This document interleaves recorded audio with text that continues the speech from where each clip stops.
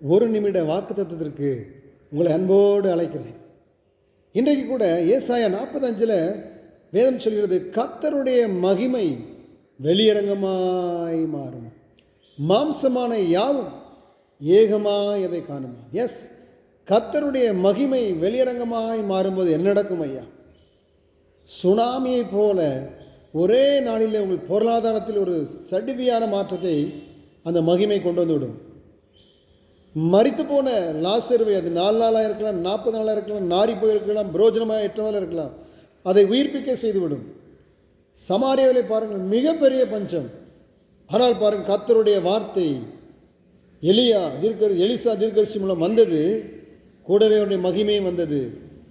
ஒரே நாளிலே பொருளாதாரம் தலைகீழாக மாறிவிட்டது. கடனிலே பஞ்சத்திலே தவித்து கொண்டிருந்தவர்கள் செல்வான்களாய் திருப்தியாய் புசிக்க ஆரம்பித்து விட்டார்கள். உங்கள் வாழ்க்கை தரம் அப்படியாய் மாறப்போகிறது. எஸ், இதுவரை முடிக்க முடியாத லேண்டை நீங்கள் முடிப்பீங்க. ஏனென்றால் கர்த்தருடைய மகிமை அதை செய்ய போகிறது.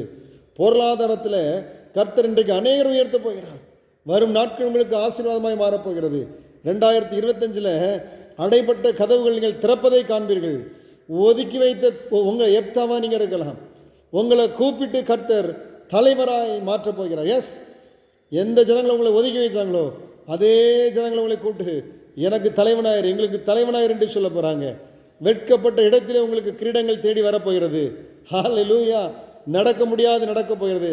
அதாங்க அவருடைய மகிமையின் வல்லமை. ஹல்லேலூயா. திராட்சரசம் குறைவுபட்டு போனது ஒன்றுமே இல்லை. ஆனால் கர்த்தருடைய மகிமை அற்புதம் மூலம் அங்கே வெளிப்பட்டது. ருசியான திராட்சரசம் கிடைத்தது. எஸ், உங்கள் வாழ்க்கை ருசி மிகுந்ததாய் மாறப்போகிறது. உங்கள் அந்யோன்ய அன்பு மறுபடியும் பெருகப் போகிறது. ஏனென்றால் கர்த்தருடைய மகிமைக்கு அவ்வளவு வல்லமை. ஹல்லேலூயா, ஹல்லேலூயா. அவருடைய மகிமையை நீங்கள் ருசிக்க போகிறீங்க. ஒரே நாளில் உங்கள் தரித்திரங்கள் மாறப்போகிறது, கடன் பிரச்சனை மாறப்போகிறது, மாற்றங்கள் வரப்போகிறது. ஏனென்றால் கர்த்தருடைய மகிமை அவ்வளவு பெரிய காரியத்தை செய்யக்கூடியது. தகர்க்க முடியாத பர்வதத்தை மெழுகு போல உருக்கிவிடக்கூடியது. ஹல்லேலூயா. இன்றைக்கு உங்களால் தகர்க்க முடியாத, நடக்க முடியாத காரியங்கள் எல்லாம் மாறுகிறது இயேசுவின் நாமத்தினாலே.